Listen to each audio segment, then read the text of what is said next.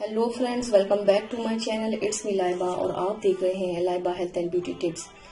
Friends, आज मैं आपके साथ शेयर करने वाली हूँ एक हेयर मास्क जो कि अगर आप लोगों के बाल जो है डाई हो गए हैं, डाई होने के बाद बहुत ज्यादा ड्राई, डैमेज, फ्रीजी हो गए हैं, अगर कोई भी लड़की चाहती है कि उसके बाल नेचुरली स्ट्रेट हो तो ये पार्लर का नुस्खा आजमाइए और 100% आपको सैलून जैसे असरात और बहुत ज्यादा बेहतरीन रिजल्ट्स मिलने वाले हैं।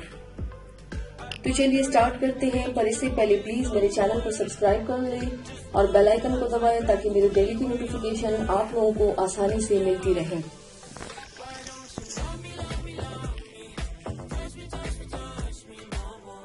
सबसे पहले आपने बाउल लेना है, उसमें जो यूज करने वाली हूँ केराटिन का स्मूथ कंडीशनर, जिसके 2 स्पून आपको ले लेने हैं।